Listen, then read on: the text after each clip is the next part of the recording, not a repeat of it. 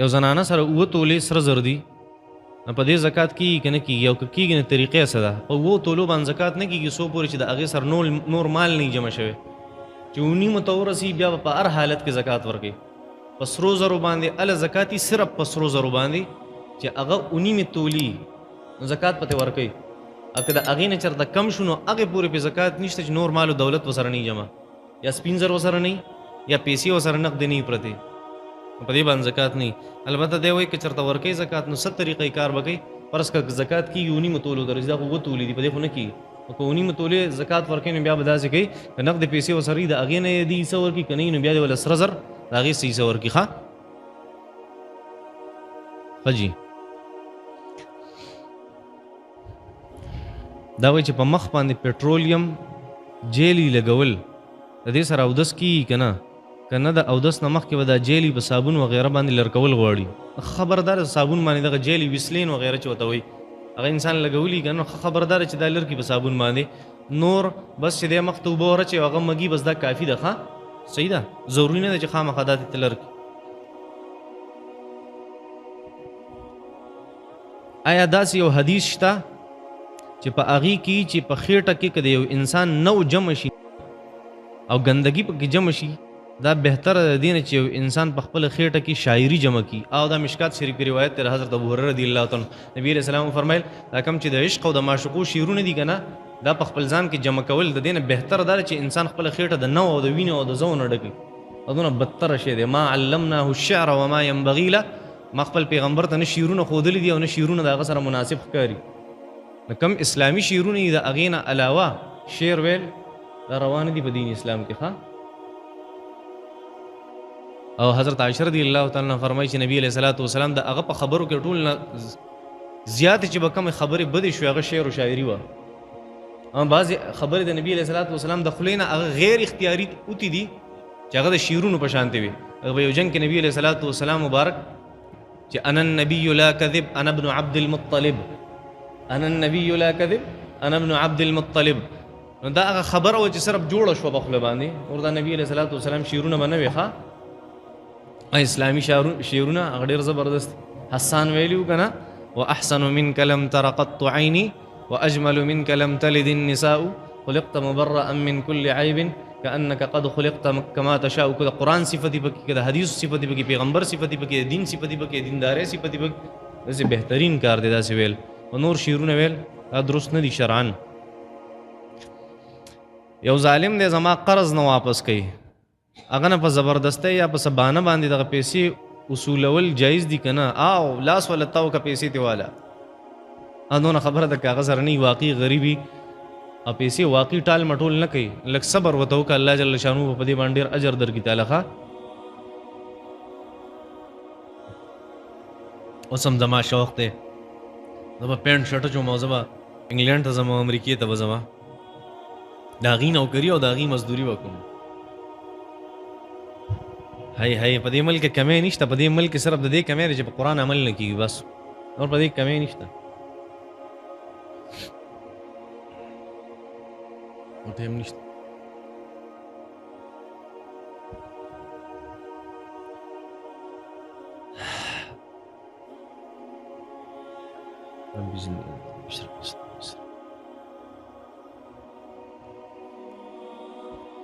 د زبرګې په میاشت کې په 27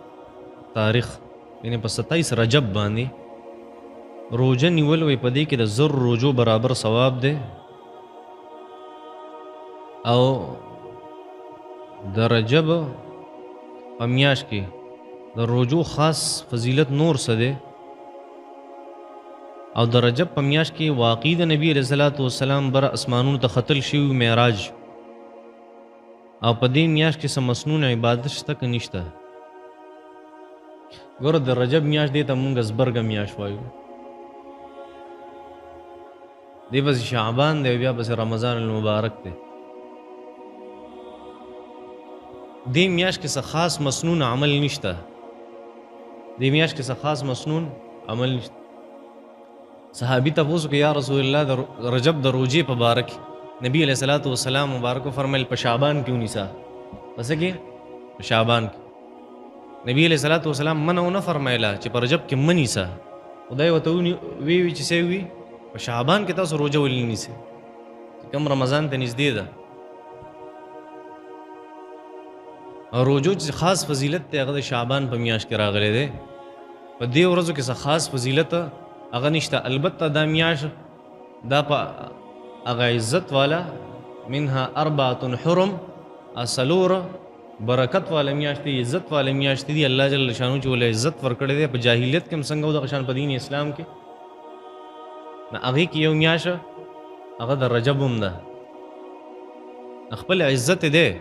او په دې کې د عبادت څخه خاص فضیلت چې کوم په احادیث مبارکو کې راغلي یا په دې روزو بارک راځي چې یو روزه هغه زر روزو برابر ده دغه څومره روایت چې موجود دي دغه یا منګړت دي یا د حد نه زیات ضعیف دي کمزور روایت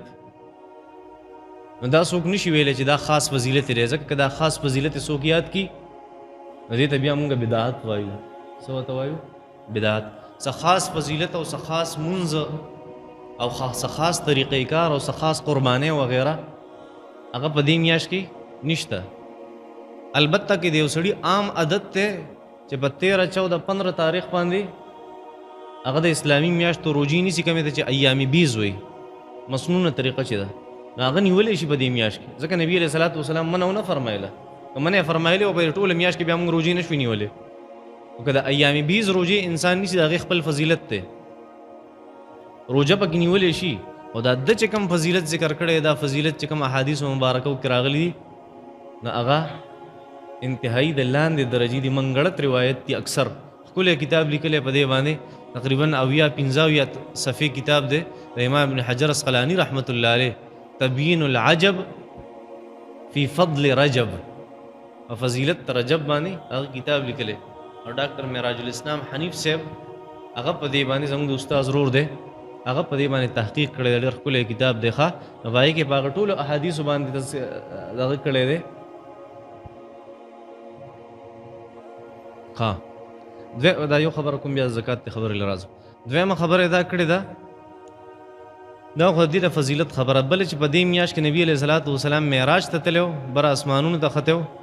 دا یو اختلافي مسله ده چې نبي علیه الصلاۃ والسلام په کم کال باندې او په کومه میاشت کې بره تللی و نو په هغه کالونو کې اختلاف دی د علماء کرامو مختلف بعضې وایي چې یاره په 12 د هجرت نه 12 میاشتې مخکې نبی علیه الصلاۃ والسلام بره تللی و دیر ته وسوات ته نه معراج ته صحیح ده نبی علیه الصلاۃ والسلام چې معراج ته تللی و وایي دا د هجرت نه 12 میاشتې مخکې چا 9 میاشتې مخکې 11 میاشتې مخکې 8 میاشتې مخکې دا ټول اقوال پکې دي نو کال نه دی متعین نو میاشت هم نه ده متعین بعض علماء کرام فرمایي چې رجب په میاشت کې بعض ربیع الاول بعض ربیع الثانی یادي بعض رمضان المبارک یادي دا مختلفې میاشتې راغلي دي ښه نو څوک دا اگزیکټ نشي ویلی چې یاره نبي علیه الصلاۃ والسلام د رجب په میاشت کې بره تللی و ښه دا پکې یو قول دی صرف نور پاتې شوه د زکات مسله نو زکات چې کوم دی هغه په دې میاشت کې خلک حساب کتاب کوي دا خپل ترتیبي د هر چا څوک پر رمضان المبارک کې زکات ورکوي څوک پر رجب کې زکات ورکوي په زبرګ کې څوک په یو میاشت کې هر یو سړي ځان له متعین کړي چې دې ځای نه دې ځای پورې دا زما کال دی او چې دې تاریخ باندې زما کال پوره شي که هغه هره میاشت زه پکې څه ورکوم زکات په ورکوم ښه او د پښتنو داسې یو رواج دی دا ضروري نه دی چې خامخا په دې میاشت کې که ضروري ورته چا وي دی ته بیا بدعت وایي ښه یو څه چې شریعت نه ضروري کړی او ته ضروري کې دی ته څه وایي بدعت وایي او دغه زکات مسله وه پکې أن احكم بينهم بما أنزل الله ولا تتبع أهواءهم واحذرهم أن يفتنوك عن بعض ما أنزل الله إليك فإن تولوا فاعلم أنما يريد الله أن يصيبهم ببعض ذنوبهم وإن كثيرا من الناس لفاسقون أفحكم الجاهلية يبغون ومن أحسن من الله حكما لقوم يوقنون صدق الله العظيم اللہ جل شانہ فرمائی وان او دا خبره احکم چې ته فیصله کوې پیغمبر صلی الله علیه وسلم بینهم د دې په منځ کې بما په هغه څه انزل الله چې الله نازل کړي ولا تتبع او ته تابعداري مه کوه اهواءهم د دې د خواهشاتو ولا تتبع او ته تابعداري مه کوه اهواءهم د دې د خواهشاتو واحذرهم او د دینه ویریږه واحذرهم او ویریږه دوینه ان په دې خبره کې یفتنوکا چې دی بتا تیر باسی ان بعض ما بعض د هغه سنه انزل الله چې الله نازل کړی دی الیک تا ته فان تولوا کچری دی مخواړی فعلم پس پوښه انما بشکا یرید الله دا الله اراده ده ان دې خبر یصيبهم چې دوی ته سزا ورکی ببعض ذنوبهم د دوی د بعض ګناهونو په وجه انما خبر دا د بلنه انما بشک یرید الله اراده ده د الله ان دې خبره یصيبهم چې دی له سزا ورکی ببعض ذنوبهم د دې د بعض ګناهونو په وجه باندې وان او بشکا کثیرا ډیر من الناس د خلقنا لفاسقون البته ګناهګار دي اف حکم الجاهلیت آیا فیصله د جاهلیت یبغون دی لټی ومن احسن سوق ډیر زیات خپل دی من الله د الله نه حکما فیصله کی لقوم داغي قوم د پاره یوقنون چې داغي اعتمادی په الله جل شانه باندې دا الله جل شانه د هغه خبر ترغیب ورکې کوم چې مخکې تیر شوی دا چې الله جل شانه فرمایل اے نبی علیہ الصلوۃ والسلام چې ته فیصله کوه د الله جل شانه په کتاب باندې مخکې دا مضمون بار بار تیر شو بار بار بار بار بار دومره ده مخکې نو سورۃ النساء دا شروع شوی دی چې نبی علیہ الصلوۃ والسلام انا انزلنا الیک الكتاب بالحق لتحكم بین الناس بما اراك الله ولا تكن للخائنین خصیما دا هغه آیتونو مبارکونه دا خبره شروع شوې ده چې د غلطو خلکو مرګرتیا مه کوه او د الله جل شانو په کتاب باندې هغه شان فیصله کوه څنګه چې الله تا ته ښودلې ده د الله ګوره فیصلې شرایط دي الله جل شانه فیصله کوه د الله په کتاب باندې خو په هغه طریقه باندې چې کومه الله تا ته ښودلې ده صحیح ده دا مضمون بار بار تیریږي مخکې الله جل شانو ذکر کوي دا هغه وجه دا ده چې الله جل شانو فرمایي چې دا یو قانون ما نازل کړی دی او دا قانون مکمل دی مکمل اليوم اکملت لكم دینکم دا مخکې تیر شو واتممت علیکم نعمتي ورضیت لكم الاسلام دینا دا خبره مخکې ذکر شو چې دا الله جل شانو قرآن مجید یو مکمل ضابطه حیات هغه د انسانانو ته ورکړي نو ستاسو ټول کارونه په دې قرآن باندې کیږي په وحی باندې کیږي چې کوم قرآن او حدیث مونږ ته وایو چې الله سنا نازل کړی دي په هغه باندې زمون فیصله سر ترسي په هغه زمون کارونه سر ترسي الله جل شانو فرمای مکمل مداسیز در لګله اوس ته نور قوانینو ضرورت نشته ښا قانون دلته مکمل لې بس اګه نور قوانین راځي په دنیا کې هغه انساني جوړ کړی شوی قوانینی نه هغه هم د وحی مطابقي د وحی مطابق نه هغه نامنظور سبي نامنظور د قرآن او د حدیث خلاف قانون جوړي انسان هغه بیا نامنظوري مونږ صرف هغه قانون منو په کائنات کې چې هغه د قرآن او د حدیث موافقي د قرآن او د حدیث موافق نه هغه قانون مونږه نه منو الله جل شانو د دې خبره ترغیب ورکړي چې وان احكم بينهم وان او دا خبره احكم چې فیصله وکړي پیغمبر صلی الله علیه وسلم بینهم د دې په منځ کې بما په هغه کتاب باندې انزل الله چې الله نازل کړی بما په هغه وحی باندې انزل الله چې الله نازل کړی تا ته کوم وحی چې تا ته کړی ته په هغه فیصله کوي نبی رسول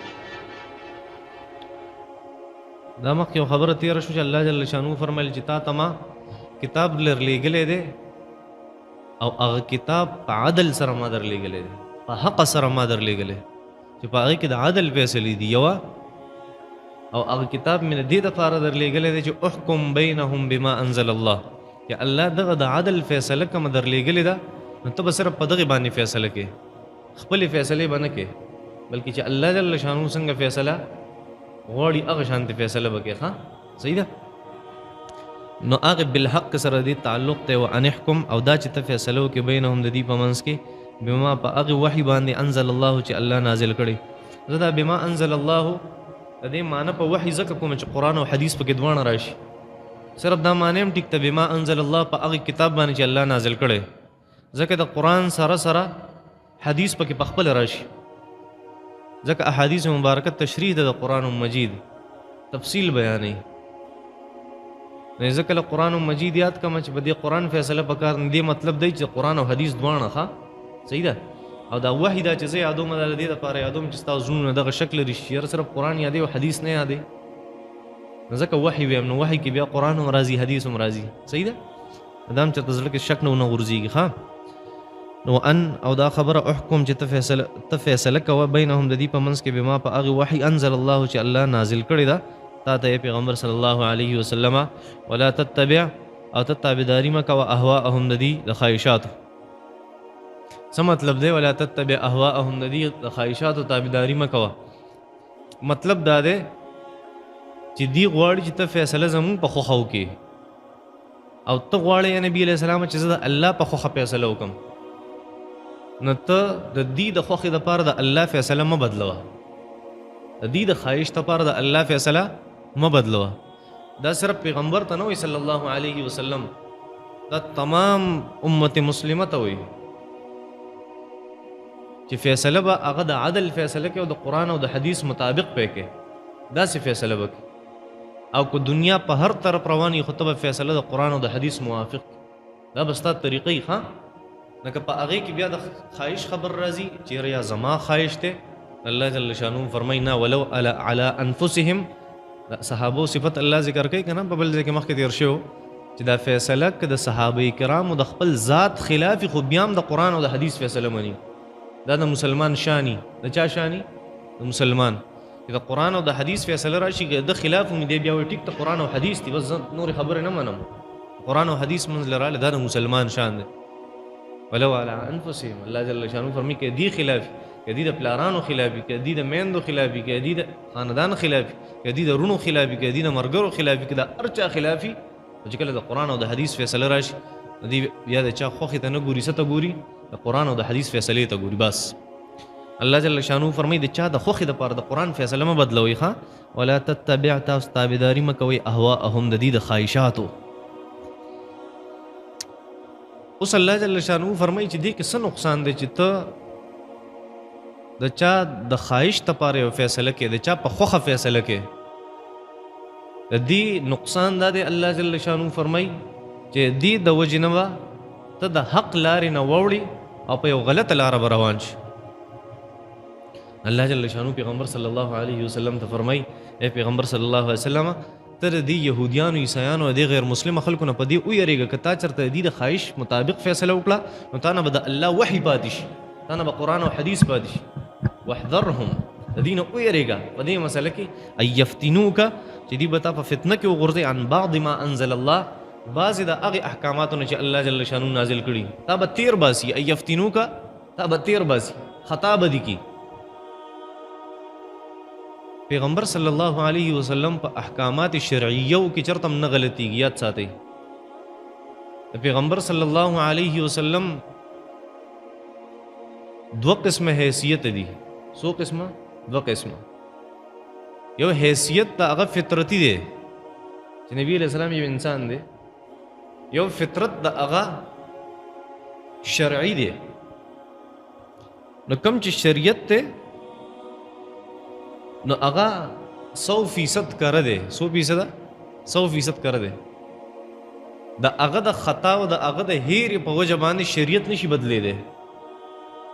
ځکه چې الله جل شانو یو شریعت داسې نازل کړی دی چې په هغه شریعت کې پیغمبر غلط لارې ته الله جل شانو نه پرېږدي او که دې شریعت کې داسې څه نقصان راغی دا خو بیا کامل شریعت پاتې نه شو زمونږ عقیده دا ده چې د پیغمبر صلی الله علیه وسلم نه ختم کېدی شي او هیرم ته کېدی شي خو د هغه د فطرت ته وجې نه نه کې د شریعت ته وجې نه په شرع کې د هغه خطا او د هغه هیره دا موږ نه منو که منو د هغه چې کوم فطرت دی د نبی علیه صلات وسلام چې انساني او بشري فطرت دی نو په هغې کې غلطي هم کېدی شي او په هغې کې هیر هم کېدی شي او دا دواړه تذکرې الله جل شانو قرآن مجید کې پیغمبر صلی الله علیه وسلم په احادیث مبارکو کې هغې تذکره کړې ده قرآن مجید کې الله جل شانو فرمایي د شریعت باره کې سنقرئک فلا تنسى الا ما شاء الله اے پیغمبر صلی الله علیه وسلم مونږ به تا ته د قرآن او د حدیث داسې طریقې سره وښایو چې فلا تنسا بیا بستانه نه یریږي الا ماشاء الله چې دا الله خوښ شي بعضې څیزونه به نه ایر کړي ځکه هغه به منسوخي څه به منسوخي لکه څنګه چې الله جل شانو قرآن کې فرمایي سورة بقره کې ما ننسخ من آیة او ننسها نأتي بخیر منها او مثلها مونږ بعضې څیزونه د خپل ځان نه هیر کړو څه کړو هیر مطلب دا چې هغه پرېږدو الله جل شانو نه خبره نه هیریږي نسیان څه ته وایي نسیان یوازې هیرې ته نه وایي نسیان پرېښودو ته وایي الله جل شانو فرمایي چې سنقرئک فلا تنسى اے نبی علیہ السلام موږ به تا ته داسې شریعت درکو چې هغه بیا ستانه نه هیریږي البته یو ستا فطرت ته انسان کله ناکله یو څیز انسان ته یادي په هغې کې هم غلط شي دا انساني د انسان د طبیعت تقاضا ده داسې چې په خپل یاد څیز کې د هغه نه خطا وشي په خپل یاد څیز د هغه نه هیر شي کله ناکله ګورې نه زه اکثر چې دی د اخري سپارې تلاوت ډېر زیات کوم په مانځه کې او کله ناکله په هغې کې هم غلط شم یو ورځ ودرېدمه دا صورت رانه هیر شو الم تر کیف فعل ربک باصحاب الفیل اخوا رانه هیر شو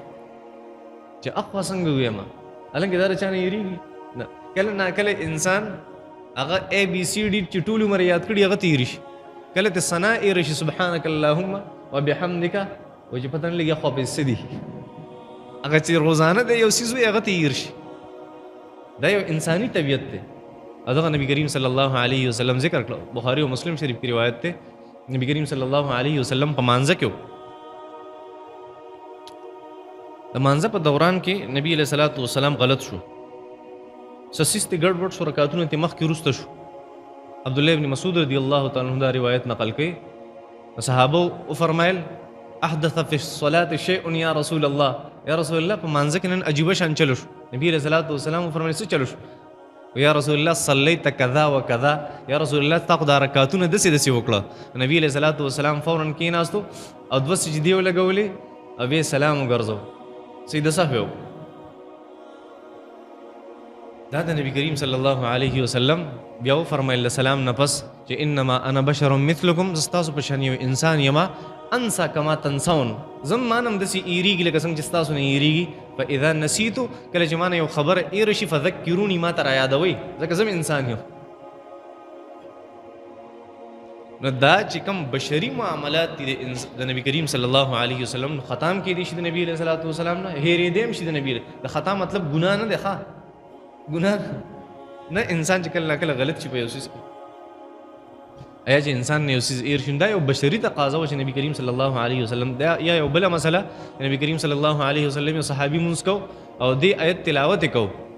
سورة الليل والليل إذا يغشى والنهار إذا تجلى وما خلق الذكر والأنثى إن سعيكم لشتى نبی علیہ الصلوۃ والسلام فرمایل يرحمه الله الله دې په دې سړي رحم وکړي سورة الليل صحیح سمانه ذهن نه اوتی او د لاس را تر یاد شو نو هغه چې حضرت جبرئیل به په مخ راتلو دا هغه تکرار به کو نبی علیہ الصلوۃ والسلام نه هغه نه یریده او شریعت نه یریږي سنقرئک فلا تنسى اے نبی علیہ السلام د تلاوت په مونږ ته د قرآن او د حدیثو کې ځان بیا نه یریږي او دلته چې کوم سیز تاسو ته موي چې هغه بشري یو انسان له سیز ورزي بیا هم تکله ناکله هغه مخ کې رسته شي نه پوهیږي په دې خبره الله جل شانو دا هغه خبرې تذکره کوي چې اے نبی علیہ الصلوۃ والسلام ته انساني اسنه چې داخله ته په دې مسلو کې او په دې احکامات او په دې فیصلو کې تیر بازي چرته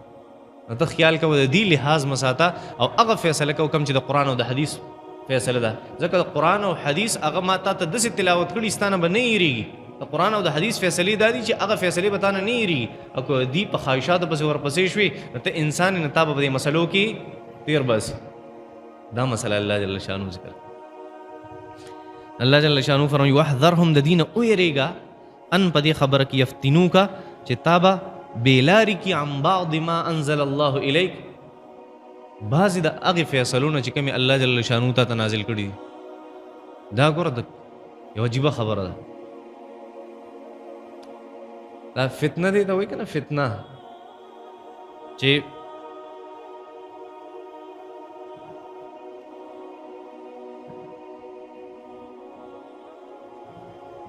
یو څیز چې انسان اکثر د سمې لارې نه بېلارې کوي دغه څیز فتنه وي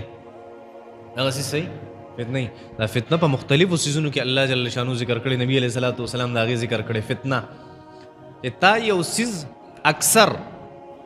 زما خبرو ته صحیح وخت دی ها تا چې یو سیز اکثر د سمې لارې نه بېلاره کوي دغه سیز ته څه وایي فتنه ورته وایي نو هغه ځینې خبرې هم داسې چې انسان د سمې لارې نه بېلاره کي د هغې تذکره الله دلته وفرمایله چې کومه فیصله ده کومه خبره ده کوم حکم دی او دویم کله ناکله داسې چې د انسان اولاد د هغه دپاره فتنه جوړ شي او بېلاره کي او کله د هغه مال څه جوړ شي د هغه لپاره فتنه جوړ شي الله جل شانو قرآن کې فرمایي انما اموالکم و اولادکم فتنه ستاسو دا مال او ستاسو دا اولاد دا ستاسو دپاره فتنه ده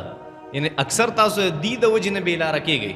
انسان حرام نه کوي انسان سود نه کوي انسان پردې خېټه کې پنج نه باسي انسان پردې حق نه وي خو چې ګوري زما بچی دی زما مال دی نو بیا څه کوي بیا د الله ته شته کوي داسې نه کوي دغه نبی الله جل شانو فرمایي انما اموالکم و اولادکم فتنه دا مال او دولت او د اولاد په شکل کې هم داسي بل ځکه نبی علیہ الصلوۃ والسلام فرمایل مال بارک نبی علیہ الصلوۃ والسلام مبارک فرمایل چې لكل امه فتنه د هر امت لپاره یو فتنه او فتنه امتی المال زما د امت فتنه هغه مال له دا مال او دولت دام اکثر سره جوړیږي انسان د سمې لارې نه بېلاره کوي اولادم کله ناکله داسې جوړېږي نبي علیہ السلام فرمایي ان الولد مبخلة مجبنة د انسان د بزدلې او د انسان د کنجوسۍ سبب د اولاد ګرځي او کنجوسي دا هم د سمې لارې نه بېلاره کېدل دي او بزدلي دا هم د سمې لارې نه بېلاره کېدل دي دا مختلفو څیزونو کې فتنه راځي الله جل شانو فرمایل اے نبی علیہ الصلوۃ والسلام دا خلق بګوره ته انسان دا خلق به په خبرو کې تیر باسي دي خلکو ممنه دا مطلب دی چې نبی علیہ الصلوۃ والسلام مبارک ته وي چې په دې فیصلو کې د قرآن او د حدیث پتا دي خطا کی نو ما ته دا بطریق اولا وي خامخا ما ته وي چې ګوره تاسو تا غونته کې چڼې خطا کولی شي ته به د خلکو نه منې چا ومنې قرآن او د حدیث په منې دا مطلب چې پیغمبر صلی الله علیه وسلم دون یو لوی هستی هغه ته سوی چې په فیصله کې به دا خلک خطا کی ګوره انساني د خلکو خواهشاتو پسې مور پسې د خلکو د خوشحالۍ دپاره کارونه مه کوه حق حقی باطل باطلی الله جل شانو فرمای د خلکو د خوشحالۍ دپاره داسې مه کوه او هغه څه کوه چې قرآن او چې احادیث مبارک ځکه دا به د بېلاره کي دا خلک نو دا صرف هغې فیصله کوونکي ته نه وایي جناب محمد رسول الله صلی الله علیه وسلم ته د هغه نه پس چې څومره خلک راځي مسلمان ټولو ته وایي چې د قرآن او د حدیث خیال به ساتې د خلکو د خوشحالۍ خیال به نه ساتې په دې فیصلو کې ښه صحیح ده ادا خلق دا په فیصله کې هغه مولا خوښوي چې کوم مولا سکه دا هغه ډېر زیات لحاظ کوي هر یو قوم د ځان دپاره یو مولا نیولی دی هر یو قوم د ځان دپاره یو مولا نیولی دی او هر یو محلي والا په یو مولا باندې فیصله کوي که هغه د ده د محلي دی که هغه د بار د محلي دی که هغه د ده د کلي دی که د بار د کلي دی او د تعلق ورسره په دې بنیاد باندې دی چې تا بله اوس عمرې له بوځمه نو چې زه سوی هم فیصله به هغه شانتې کړي زه پردی ځمکې وامه خیر دی د هر چا ځان له یو مولا نیولی چې دی به زما دپاره فیصله کوي او ځکه چې زه به خیال ساتم نو زما دپاره فیصله کوي مولا هم تبا او مقتدي هم تبا مولا هم تبا او قوم هم تبا صحیح ده هسې د خلکو فیصلو ته ګوره کله ناکله جي که دا مسله داسې وشي که دا مسله داسې وشي که دا داسې وشي که دا داسې وشي دا وکالت ما ته مه ښایې مونږ هم لس کاله په مدرسه کې کتاب الوکاله ویلی دی مونږ هم دا کیسې کړې مونږ هم دا هیلې راځي 3 طلاقه دله داسې یو منټ کې یو طلاق ته راغورځولی شو 3 طلاقه به شوي مونږ وایو چې نه شوي فتوا به ورکړو قصه اسانه ده د چا نه به 115 لکه روپۍ والو اسانه مسله ده په هر څه کې هیله راوځي په الله مې د قسم چې داسې څیز نشته چې په هغې کې هیله نه راوځي داسې هیلې به دله جوړې کړم چې 10 طلاق بیبي له ورکړه بیا زما خواله راشه ماله چل راځي صحیح ده دا د قرآن او د حدیث فیصله نه وي ښه دا د قرآن او د حدیث فیصله نه وي خبره مې دا کوله چې هر سړي ځان له یو فیصله کوونکی جوړ کړی دی چې دا به زما فیصله کوي او داسې فیصله به کوي چې زه خوشحالېږم په څه باندې هغه به وایي هغې بیا عمرو له هم بوځي هغې بیا په ګاډو کې هم ګرځي هغه سره هر څه کوي خبره مې دا ذکر کوله چې الله جل شانو فرمایي پیغمبر چې تا تیر باسلی شي نو ستا د امت د علما دا ډېر په اسانه تیر باسلی شي دا خلک اے د نبي علیه الصلاۃ والسلام د هغه صحابه او د هغه تابعین او د هغه تبع تابعین اے علما د امت اے فیصله کوونکي خلکو تاسو به څه کوئ واحذرهم د دې خلکو نه ویریږئ ان په دې خبره کې یفتنوکه چې تاسو به بېلارې کي بما انزل الله الیک عن بعض ما انزل الله الیک د هغه احکاماتونه چې الله جل شانو ته نازل کړي فان تولوا کدا خلق ستاد قرآن او د حدیث فیصله نه مني فعلم تپوه شه چې الله جل شانو به دې قوم له سزا ورکړي. الله جل شانو فرمای فیصله وبس کې قرآن او حدیث پکې صحیح ده استا خلاف هم ته به منی. اوس که چرته قرآن او حدیث فیصله راشي او ته نه مني الله جل شانو فرمای د دې مطلب دا دی چې د الله جل شانو عذاب له انسان دعوت ورکړي. څه ورکړي؟ دعوت ولا ورکړي چې عذاب را باندې راوله. الله جل شانو فرمای اے پیغمبر صلی الله علیه وسلم فإن تولوا کدی د قرآن او د حدیث فیصله نه مني فعلم بیا پوه شه چې انما یرید الله ان یصيبهم ببعض ذنوبهم دی د خپل بعضو حرکتونو د وجنه دی خبر له دعوت ورکړي چې الله جل شانو موږ له عذاب راکړي. ببعض ذنوبهم د بعض کرتوت او بعض اعمال او بعض خبره او بعض گناهونه دی الله جل شانو به دې سزا دی په دنیا کې ورکړي. دا بعض گناهونه ځکه یاد کړئ چې بعض گناهونه داسي چې د هغه سزا الله په دنیا کې نه ورکړي آخرت ته پریدي ځکه دنیا چې څنګه نعمتونه دا ناقص دي کم دي فانی دي دغه شان د دې سزا هم فانی ده کمزوري ده کم ده. الله جل شانو به اصل سزا چرته ورکړي په آخرت کې به ورکړي. ډیرو سيزونو سزا الله جل شانو نه مقرر د چوکربازي او د لواطت سزا الله جل شانو د الکانو د کار سزا الله نه د مقرر کړي. ولي دا ګناه دونه غټه ده چې الله جل شانو د دې سزا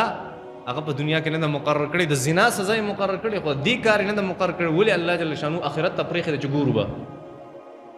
هغه به دسې سزا یې الله جل شانو فرمایلا تبقي ولا تذر دسې اور به چې نه به هغه په اډو کې بریک لګي او نه په غوښه بریک لګي. ښه صحیح ده. الله جل شانو فرمای فعلم انما يريد الله ان يصيبهم ببعض ذنوبهم داخلك چې د قرآن فیصله نه مني او د حدیثو فیصله نه مني دا الله جل شانو عذاب له دعوت ورکوي. وان كثيرا من الناس لفاسقون. الله اکبر د کمال جز د دې آیت مبارکه وان كثيرا من الناس لفاسقون. دا مخکینه خبر چې فیصله چا نه منله قرآن منو چې دا به اومنو چا ویلی و يهوديان ویلی و استاد قرآن به اومنو خو ته زموږ په حق کې فیصله وکړه. صحیح ده. اوس الله جل شانو د يهودو تذکره دلته نه کوي. الله جل شانو فرمایي اے نبی رسول الله ستا په امت کې هم داسې رذیل قوم راشي چې قرآن به مني خو فیصله به ولې نه مني. وان كثيرا من الناس او ډیر خلق په خلکو کې داسي چې لفاسقون دي ناهنجار دي. مخکې درې تذکرې تېرې شوي چې چا د الله په کتاب فیصله ونکړه کافر دي مشرکان دي او فاسقان دي. اوس صرف فاسقان یاد کړه. څه مطلب دی چې کتاب به منستا د امت خو فیصله و په دینه کې دا فاسقان فاجران دي. افحکم الجاهلیت یبغون دي د جاهلیت فیصله لټای چې زمون خلک خیال وساتي. دا د جاهلیت سوچته چې انسان وایي چې د قرآن او د حدیث په فیصله کې به خلک زما خیال وساتي. نه خیال میال نشته. قرآن او حدیث سوی دغه فیصله ده بس. افحکم الجاهلیه آیا فیصله د جاهلیت یبغون دا خلک لټای. ومن احسن من الله حکما الله جل شانو څوک بهتره فیصله کولی شي څوک هم نشي کولی. د الله جل شانو نه بهتره فیصله خدا د هغه چا د پاره ده. الله فرمایي لقوم یوقنون دا د هغه چا د پاره ده چې چا په الله اعتمادي او چا چې په الله اعتماد نه چې زما د رزق بس کیږي زما د ځمکې بس کیږي زما د گاډي بس کیږي زما د اولاد بس کیږي زما د کور بس کیږي زما د بینک بیلانس بس کیږي دا الله جل شانو فیصله نه مني خاو نه په الله اعتماد کوي. وصلی الله تعالی علی خیر خلقه محمد و آله وسلم.